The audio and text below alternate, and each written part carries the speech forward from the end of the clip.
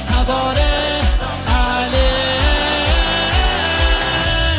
پسر یدالله و پدر ابو طالب تمامی ایمان یک نفر ابو طالب علی که دنیا رو به لرز انداخته مقابلت هم شد تا کمر ابو طالب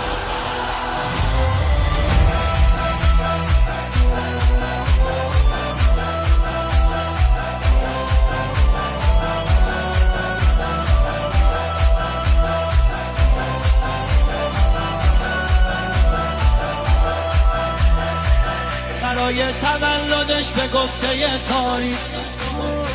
چند تا خونه بوده که به نقل رابیه خب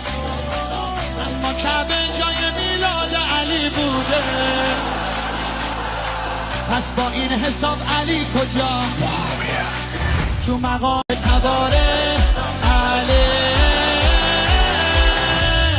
پسر یدالله و پدر ابو طالب تمامی ایمان یک نفر ابو طالب علی که دنیا رو به لرز انداخته مقابلت هم شد تا کمر ابو طالب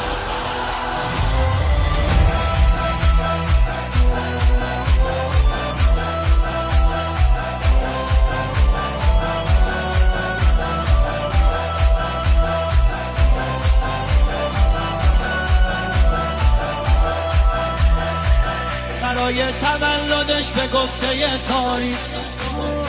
چند تا خونه بوده که به نقل رابیه خب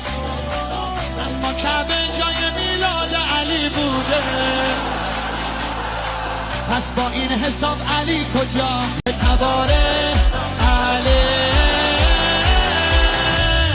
پسر یدالله و پدر ابو طالب تمامی ایمان یک نفر ابو طالب علی که دنیا رو به لرز انداخته مقابلت هم شد تا کمر ابو طالب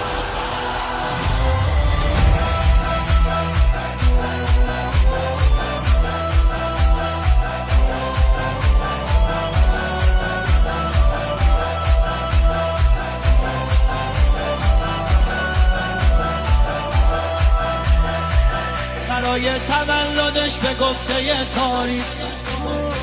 چند تا خونه بوده که به نقل رابیه خب اما کعبه جای میلاد علی بوده پس با این حساب علی کجا تو مقام تباره علی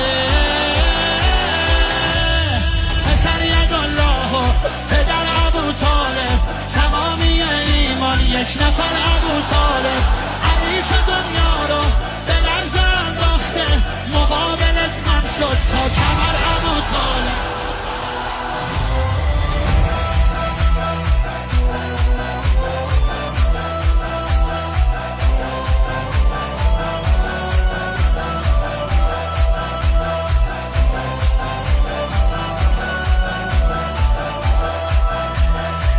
برای تولدش به گفته تاریخ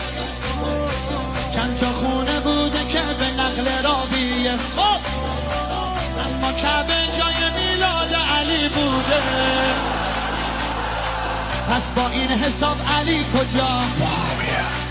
تو مقام تباره علی پسر یدالله و پدر ابو طالب تمامی ایمان یک نفر ابو